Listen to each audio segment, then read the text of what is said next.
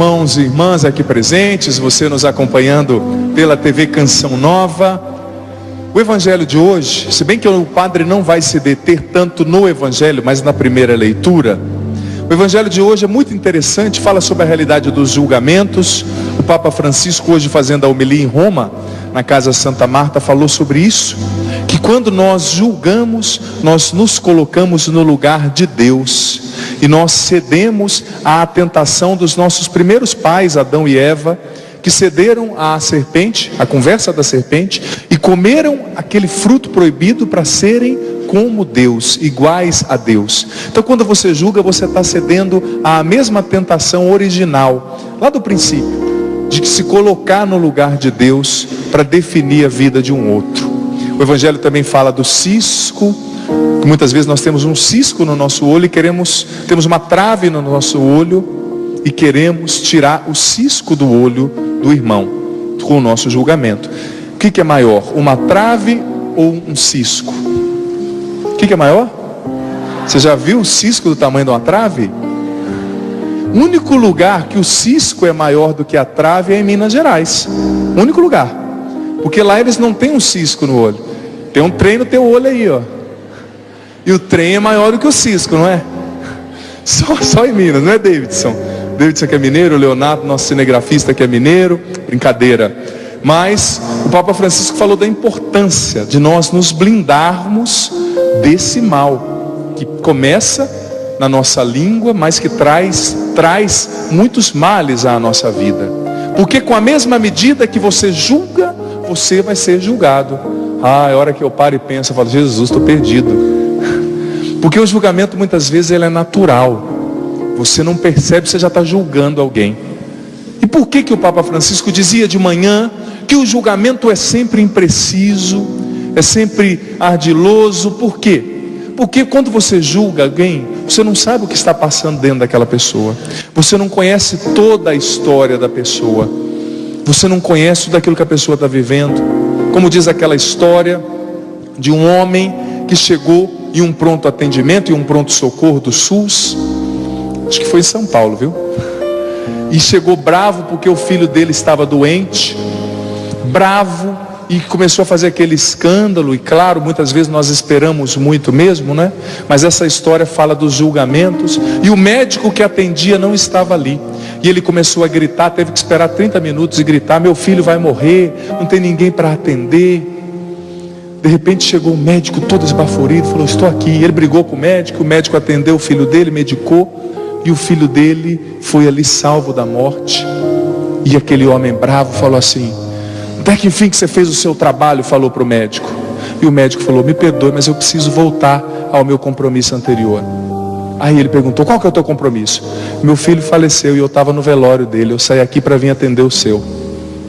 Não é?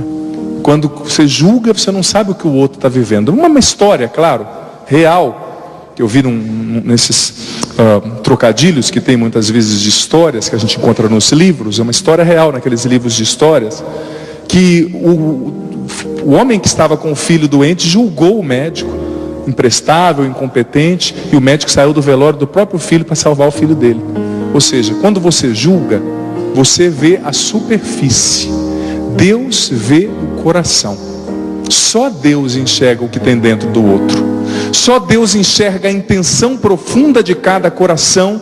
Por isso, quando você julga a pessoa, você está se desclassificando e está atraindo muitas coisas ruins para a sua vida. O julgamento não te deixa progredir. O julgamento te faz sempre andar para trás. E pensa bem, se você morresse hoje, ai meu Deus, você quer ver o padre com esse papo? Se você morresse hoje, é muito sério. Estou brincando aqui para atenuar um pouquinho, né? Porque você sabe que os padres são assim, eles brincam quando eles vão enfiar a faca na pregação, né? Depois da brincadeira vem a pancada. Pancada não, é para nós refletirmos, né? Que como dizia o Papa Francisco, o mal dos cristãos é a bendita da amnésia espiritual. A maioria das coisas que eu estou te falando aqui você já sabe, mas a gente esquece. Eu já li tantas vezes essa passagem, padre, mas eu vou esquecendo do mal que as pessoas fazem para a gente não esquece, né? Mas da palavra de Deus, eu não lembrei, quero ver no dia do juízo como é que vai ser isso. Jesus, eu esqueci. Meu filho, mas você ouviu 348 vezes. Mas você sabe como é que é, né? Lá não vai acabar em pizza, eu já falei isso. Mas se você morresse hoje, filho, filha, como que seria o seu julgamento diante de Deus? A partir dos julgamentos que você tem feito, que eu tenho feito das pessoas. Porque o Evangelho está dizendo, com a medida que você julgar, você será, olhando para a medida dos seus julgamentos hoje, se você morresse, como você seria julgado? Não responda não, responda para você. E se examine, nos examinemos, que nós precisamos de fato identificar onde estão as raízes que estão nos levando para o mal, para nos afastar de Deus, de nós mesmos. E a tentação de julgar, ela é forte, gente. Claro, tem gente que nos provoca, né? Tem pessoas que nos incomodam, e a pessoa fala, o que eu fiz para estar te incomodando? Está respirando, né? Tem pessoas que nos incomodam à toa, o temperamento diferente, às vezes o jeito da pessoa. Pessoa que é muito doce, assim como um elefante, aquela doçura, dá patada até na sombra. Ou pessoas que têm um temperamento difícil, ou pessoas diferentes de você. Às vezes você tem uma birra com o chefe, não é nem com o chefe, é com o chefe. É porque aquele teu chefe te lembra alguém, um pai autoritário, alguém que te fez sofrer, e você acaba projetando inconscientemente. Enfim, os julgamentos são um mal. Mas o julgamento, o que o julgamento é? Qual categoria nós poderíamos encaixá-lo? É um pecado. Gente, e a primeira leitura está trazendo algo muito sério. A primeira leitura está falando de pecados. Interessante perceber que a primeira leitura, no versículo 17, diz a seguinte coisa. Versículo 7, aliás. A leitura é 2 Reis, capítulo 17, versículo 5 seguintes. Mas eu vou ler o versículo 7, que diz a seguinte coisa. Ele estava falando do que aconteceu com o povo de Deus que estava na Samaria. O que aconteceu com o povo da Samaria? Eles tinham caído no pecado da idolatria, eles tinham se desviado do que Deus havia pedido para eles, eles tinham de fato caído na lama do pecado. E, meu irmão, minha irmã, essa é uma lei espiritual imutável. Você concorde ou não, o pecado sempre gera morte e destruição. Você concorde ou não, você acha que é pecado ou acha que não é, o pecado, Romanos 6, 23, o salário do pecado é a morte. Independente de qual seja o pecado sempre gera morte, uma dinâmica interna e externa de morte. E aquele povo, gente, o que aconteceu com esse povo? Eles tinham pisado no tomate. Eles tinham cometido o pecado da idolatria, que na Bíblia é um dos maiores pecados. O que é o pecado da idolatria? Vamos definir, conceituar esse pecado. Claro que é muito complexo, mas idolatria é tudo aquilo que tira Jesus do centro da nossa vida e que elege outros deuses. Quando você coloca outras coisas no centro da tua vida, quando você coloca outros senhores, outros poderes, você está cometendo o pecado da idolatria. Por exemplo, o Papa Francisco falou tanto na Evangelii Gaudium da idolatria do dinheiro. Tem gente que fala assim, ai padre, é uma pena, né? As montadoras de carro estão vendendo tão menos carro. É uma pena mesmo, porque tem muitos desempregados por causa disso. Mas será que essa também não é uma oportunidade para a gente repensar o nosso modelo econômico predatório? Que só faz carro, não tem estrada, não se preocupa muitas vezes com um carro que cuide verdadeiramente mais do ambiente, da emissão de gases. Só o dinheiro. Será que o dinheiro tem que ser o centro? Não é o ser humano que tem que ser o centro? Será que é só o dinheiro que tem que ser o Senhor? Pecado da idolatria, quando você idolatra o dinheiro. Pecado da idolatria, quando você idolatra o sexo, a perversão, quando você idolatra o seu próprio corpo. E um pecado da idolatria muito grave é quando você escolhe outros senhores, quando você vai a falsas doutrinas, quando você acredita em horóscopo. Você sabia que isso é pecado de idolatria? Porque quem que vai conduzir a tua vida? É Jesus Cristo que morreu por você numa cruz e ressuscitou? Ou é uma libra, uma cabra? Pelo amor de Deus, não sei como com todo respeito, não sei como tem gente que acredita nisso. Isso é pecado de idolatria. Isso é bíblico, eu não estou falando coisa da minha cabeça não. Simpatia, isso é pecado de idolatria. O poder que muda a tua vida só está em Jesus e nem outra coisa mais. você ir, está escrito Deuteronômio 18:9, capítulo 18, versículo 9 seguintes, o invocar espíritos, o invocar os mortos, o buscar passe, benzedeira, falsas doutrinas, ficar invocando o espírito, diz daquilo outro, isso é pecado de idolatria. A Bíblia diz que só existem dois espíritos, o espírito de Deus e o espírito do inimigo. Quando você não está invocando o espírito de Deus, que espírito você está invocando? Pecado de idolatria. Tudo bem, esse não é o tema central do que o padre vai discorrer. Mas aquele povo, gente, tinha caído no pecado da idolatria. E eles tinham se afastado de Deus. E olha a consequência desse pecado. Versículo 7. O rei da Síria veio. A Síria é conhecida, o exército assírio é conhecido como um dos exércitos mais cruéis que já existiu em toda a história da humanidade. Foram os assírios que, segundo algumas fontes, segundo a tradição, que inventaram aquela morte por empalamento. Se eu não me engano é esse o termo, que você coloca a pessoa numa lança, a lança vai entrando a pessoa, furando e sai na boca ou na cabeça. Você tem noção, me perdoe assim os detalhes, mas você tem noção como era esse exército. E eles invadiram a Samaria, queimaram as cidades e deportaram o povo como escravo para a Síria. E por que isso aconteceu? Versículo 7. Isso aconteceu, a dominação e a deportação do povo, porque os filhos de Israel pecaram contra o Senhor seu Deus, que os tinha tirado do Egito, libertando-os da opressão do faraó, rei do Egito, porque tinham adorado outros deuses. Gente, isso é muito sério. É muito sério. Não é padres que são enérgicos, isso é a Bíblia. E padre nenhum pode mudar a Bíblia, nem o Papa. Nós estamos a serviço da Bíblia. E é a verdade de Deus que está sendo revelada. Olha, me perdoe o termo, essa desgraça atingiu o povo porque eles pecaram contra Deus e Deus os alertou. Versículo 13 diz, dessa mesma leitura, que Deus havia enviado os profetas para falar com esse povo. Deus havia enviado os profetas dizendo: mudem de vida. Deus havia enviado os profetas dizendo: se convertam, abandone os ídolos, os falsos deuses. Mas aquele povo ficou obstinado e não abandonou o seu pecado. É que nem muita gente que, eu vou na missa receber uma bênção, se não resolver, eu vou no benzedor, se não resolver, eu vou lá receber um passe. Mas que raio de fé que é a sua? Se você não for um homem ou uma mulher firme em Jesus, a graça não vai acontecer na tua vida. E não adianta você vir pedir depois: padre, coloca a mão na minha cabeça e reza por mim. Vou falar assim, banana para você. Não adianta. Me perdoe a banana, mas é uma banana mesmo. Você sabe qual? Agora eu vou te dar uma dica. Sabe qual é a oração de cura e de libertação mais poderosa que existe? Posso dizer? Olha, você não imagina. Eu acho que eu vou passar essa oração para você. Vou distribuir aqui na igreja? Será? Ou será que eu mando depois pelo WhatsApp? O que você acha? Você me passa o número? Sabe qual é a oração mais poderosa que existe? Contra a qual nem o diabo é capaz de lutar? A oração de cura e de libertação mais poderosa que existe se chama conversão. Conversão. Pode aplaudir isso.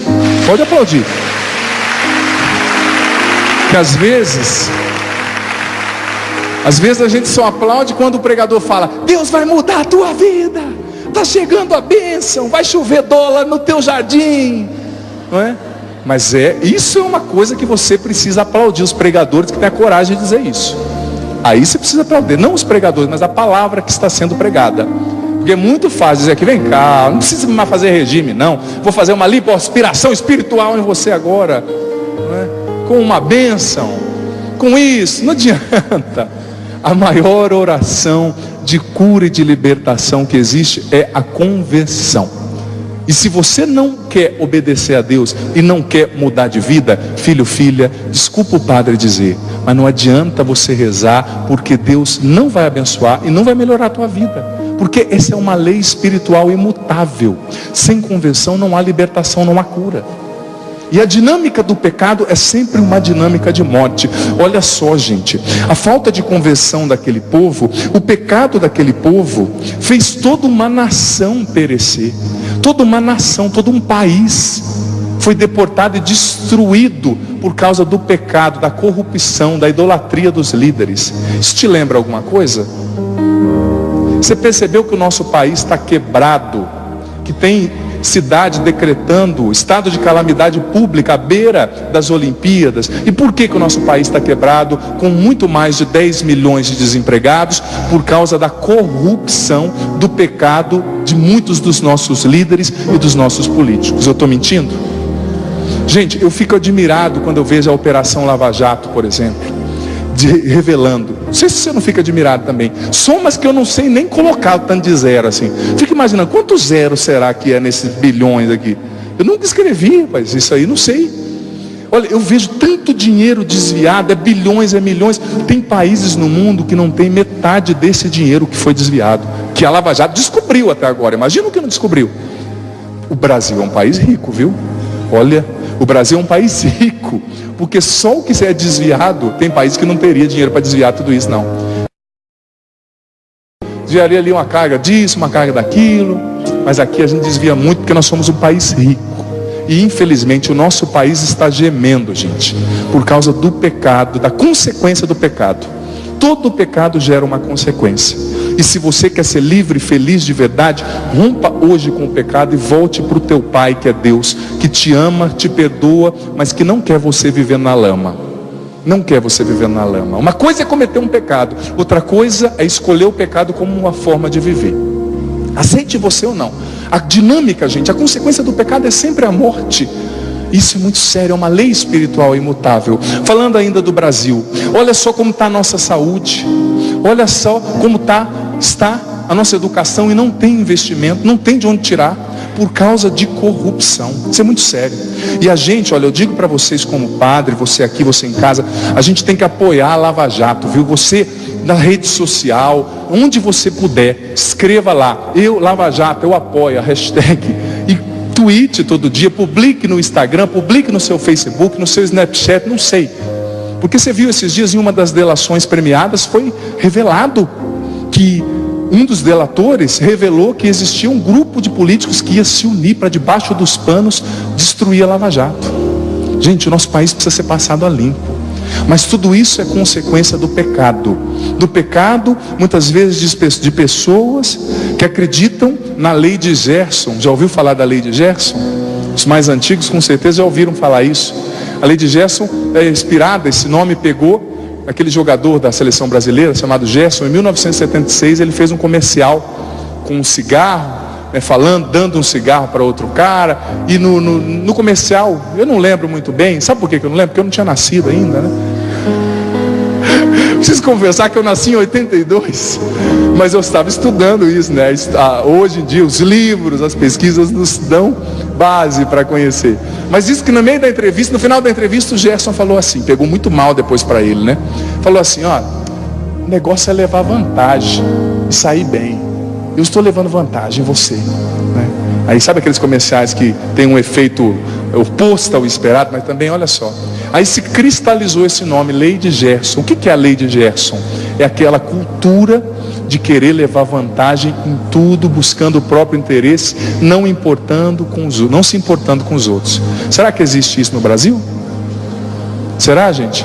Isso é um pecado e a nossa nação não vai para frente por causa da bendita Lei de Gerson. Eu fico admirado, eu vejo tantos pregadores dizendo, nossa, a televisão hoje em dia mostra tanta violência. Você já assistiu algum jornal à tarde? Esses jornais pinga-sangue? Meu Deus do céu, a notícia do cara, a voz do cara já é assim: fulano foi decapitado na zona leste. Aí não mostra a cabeça do cara cortada porque a lei não permite, mas mostra a poça de sangue. E daí vem o cara com aquele moralismo, né? Isso é um disparate. A polícia tem que fazer alguma coisa. Ninguém sabe que a polícia tem que fazer alguma coisa. O que vai adiantar você ficar com conversa ali, mostrando violência? Aí depois as pessoas chegam assim e falam, ai padre, eu estou com síndrome do pânico. Também fica vendo só isso, a tarde inteira, vendo tiro, vendo sangue. O que isso acrescenta à tua vida? Tem gente que fala, padre, tem muita imoralidade na TV. Mas eu preciso te dizer, sabe por que tem muita imoralidade e violência na TV? Porque tem quem assiste. Porque se não desse audiência, eles não colocariam. Tem gente que fala assim, padre, nosso país é muito violento. É tanta roubo de carga, né? Meu pai é caminhoneiro. Quantas vezes se rouba a carga dos caminhões e se assassina o caminhoneiro? Mas sabe por que se rouba a carga? Porque tem um mercado que compra a carga mais barata. Sabe por que se rouba tanto carro no Brasil? Porque tem quem compra as peças mais baratas. Sabe por que se ainda, em pleno século XXI, ainda se vende material de pedofilia, por exemplo? Porque tem quem compra. Porque infelizmente tem quem compra. Então o pecado de uma nação adoece essa nação. E não precisa ir longe falando de pecado, gente. Vamos olhar para a situação dos distúrbios de ordem afetiva e sexual no nosso país. Gente, eu vi uma pesquisa da Secretaria de Justiça, se eu não me engano, Secretaria de Justiça do Estado do Rio de Janeiro, na semana passada, que me chamou a atenção. Você sabia que a cada 2 horas uma mulher é estuprada no Rio de Janeiro? A cada 2 horas. Gente, será que tem alguma coisa errada no modelo da nossa sociedade? No jeito que nós estamos formando os nossos jovens? Ou será que o padre Adriano Zandoná está muito equivocado no que ele está falando? Você viu há pouco tempo, e aqui em São Paulo também o índice de estupro é altíssimo. Mas será que não tem nada errado no jeito como a gente forma os nossos jovens, gente? Presta atenção, nunca, como hoje, os jovens consumiram, os adolescentes consumiram tanta pornografia na internet. Nunca, como no nosso tempo, me perdoe, claro, sempre houve uma exposição, mas cada vez mais o corpo das mulheres é apresentado, é exposto na música, na televisão, em tudo. E cria-se uns jovens desequilibrados. Por quê? Porque só fica vendo pornografia, só fica vendo bobeira muitas vezes. Não todos, claro, mas muitos, isso é estatística. Aí cresce com aquele desequilíbrio. A nossa sociedade, gente, não está ensinando os jovens, os adolescentes a respeitarem o corpo do outro. Muitos não veem mais o corpo do outro como sagrado, como templo de Deus. A sexualidade é linda, é um dom de Deus, mas para ser vivida do jeito certo. Quando ela é vivida de maneira precoce, imatura no pecado, ela produz morte e destruição. Os nossos jovens, gente, a nossa cultura, infelizmente, está desumanizando a sexualidade. Desumanizando. Ou seja, só está se enfatizando a dimensão instintiva, animal da sexualidade, como se a coisa mais importante da vida fosse o sexo, como se o outro não precisasse ser valorizado como pessoa. As mulheres cada vez mais objeto, as relações são objetais, como dizia Levinas e tantos outros filósofos, sobretudo do personalismo francês. Cada vez a pessoa vai tratando o outro como objeto. Só que o que a gente está vendo, gente? Não é a consequência de um pecado generalizado. Claro, você pode usar o termo que você quiser. Se fosse um psicólogo, vai usar um outro termo, vai dizer que é um distúrbio endêmico ou sistêmico.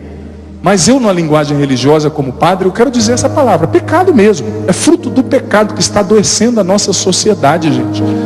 O pecado que está destruindo as nossas famílias. Por quê? O pecado foi entrando com esse pensamento egoísta, que nos faz querer buscar só o nosso próprio prazer, só a nossa satisfação.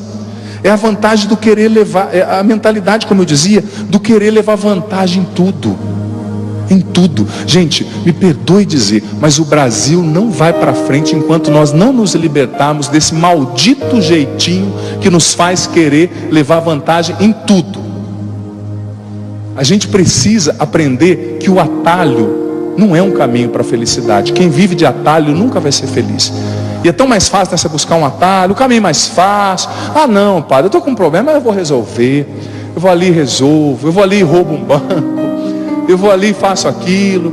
É muito mais fácil eu julgar o outro, como o evangelho de hoje está falando do julgamento, né? É muito mais fácil eu julgar ao invés de eu sentar para conversar. Você sabia? É preciso ter conversão para viver aquilo que na Canção Nova nós chamamos de partilha e transparência. É um princípio de vida da Canção Nova, sabia? A partilha e a transparência. O que é a partilha e a transparência?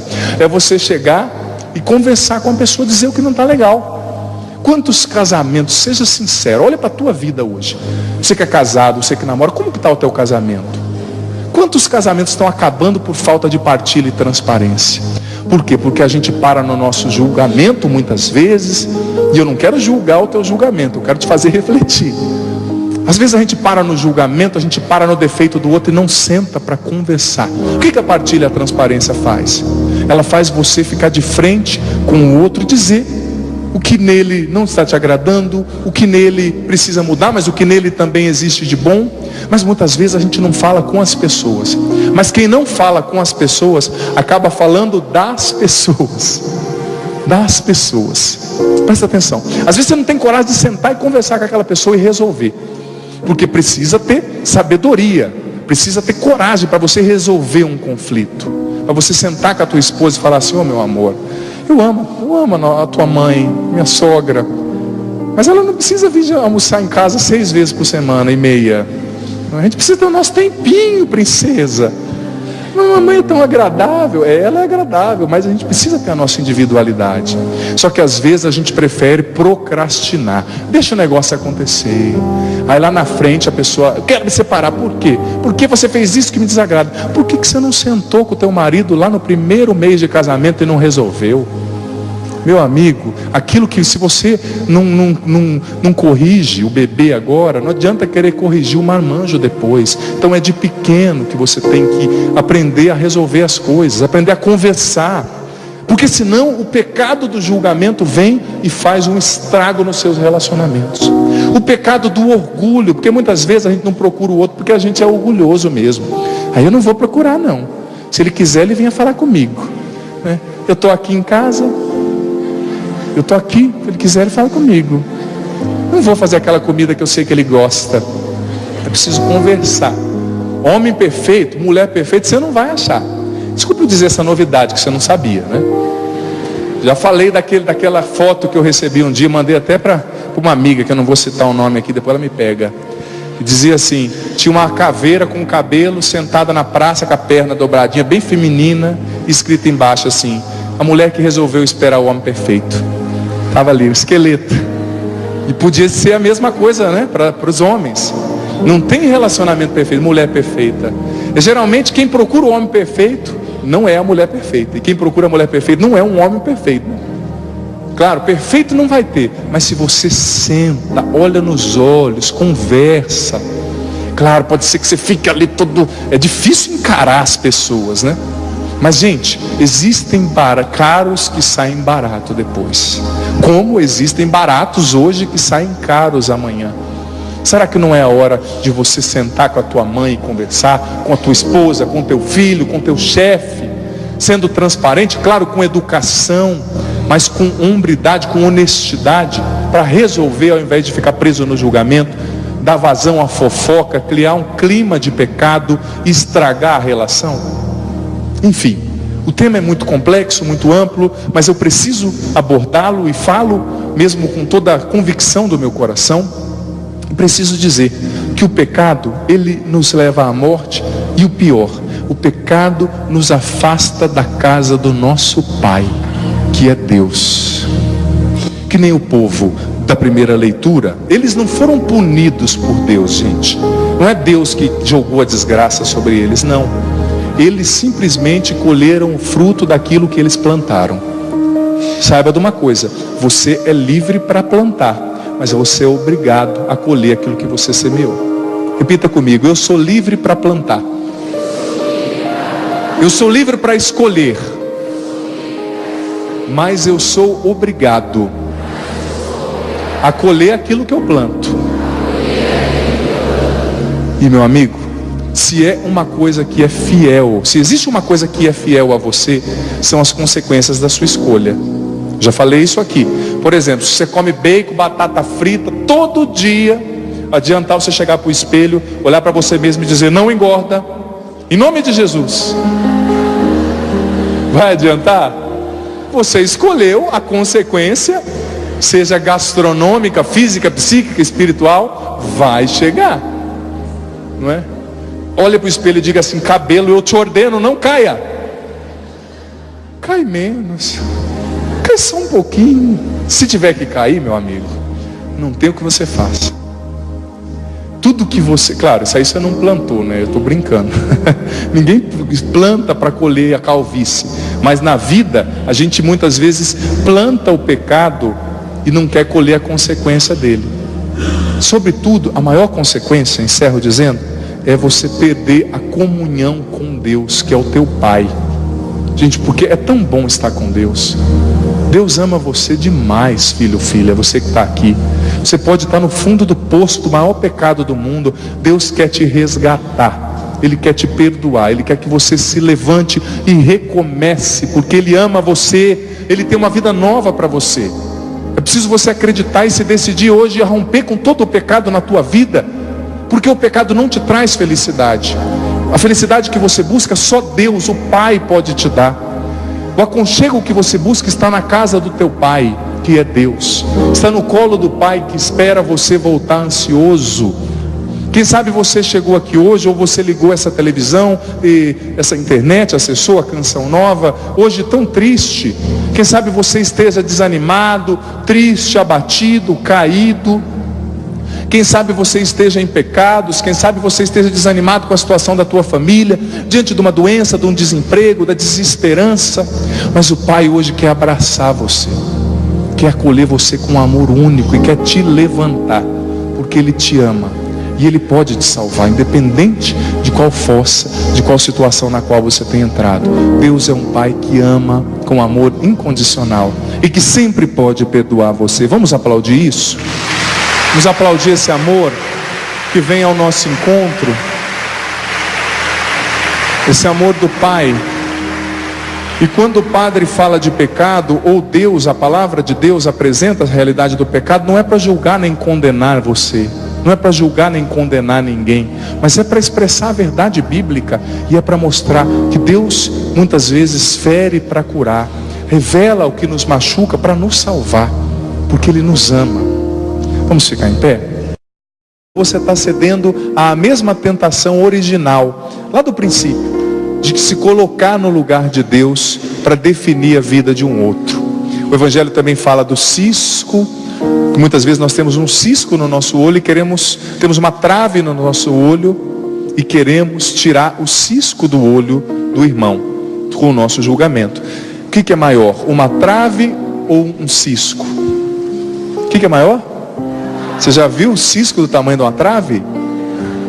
O único lugar que o cisco é maior do que a trave é em Minas Gerais. O único lugar. Porque lá eles não têm um cisco no olho. Tem um trem no teu olho aí, ó. Vai morrer, não tem ninguém para atender. De repente chegou um médico todo esbaforido, falou, estou aqui. Ele brigou com o médico atendeu o filho dele, medicou. E o filho dele foi ali salvo da morte. E aquele homem bravo falou assim, até que enfim que você fez o seu trabalho, falou para o médico. E o médico falou, me perdoe, mas eu preciso voltar ao meu compromisso anterior. Aí ele perguntou, qual que é o teu compromisso? Meu filho faleceu e eu estava no velório dele, eu saí aqui para vir atender o seu. Não é? Quando você julga, você não sabe o que o outro está vivendo. Uma história, claro, real, que eu vi nesses trocadilhos que tem muitas vezes de histórias que a gente encontra nos livros, é sempre ardiloso. Por quê? Porque quando você julga alguém, você não sabe o que está passando dentro daquela pessoa. Você não conhece toda a história da pessoa. Você não conhece tudo aquilo que a pessoa está vivendo. Como diz aquela história de um homem que chegou em um pronto atendimento, em um pronto socorro do SUS. Acho que foi em São Paulo, viu? E chegou bravo porque o filho dele estava doente. Bravo. E começou a fazer aquele escândalo, e claro, muitas vezes nós esperamos muito mesmo, né? Mas essa história fala dos julgamentos, e o médico que atendia não estava ali, e ele começou a gritar, teve que esperar 30 minutos e gritar, meu filho, e o trem é maior do que o cisco, não é? Só em Minas, não é, Davidson? Davidson que é mineiro, o Leonardo, nosso cinegrafista que é mineiro, brincadeira. Mas o Papa Francisco falou da importância de nós nos blindarmos desse mal, que começa na nossa língua, mas que traz muitos males à nossa vida. Porque com a mesma medida que você julga, você vai ser julgado. É hora que eu paro e penso, eu falo, Jesus, estou perdido. Porque o julgamento muitas vezes ele é natural. você não percebe, você já está julgando alguém. E por que o Papa Francisco dizia de manhã que o julgamento é sempre impreciso? Irmãos e irmãs aqui presentes, você nos acompanhando pela TV Canção Nova, o Evangelho de hoje, se bem que o padre não vai se deter tanto no Evangelho, mas na primeira leitura, o Evangelho de hoje é muito interessante, fala sobre a realidade dos julgamentos. O Papa Francisco, hoje fazendo a homilia em Roma, na Casa Santa Marta, falou sobre isso, que quando nós julgamos, nós nos colocamos no lugar de Deus, e nós cedemos à tentação dos nossos primeiros pais, Adão e Eva, que cederam à serpente, à conversa da serpente, e comeram aquele fruto proibido para serem como Deus, iguais a Deus. Então quando você julga,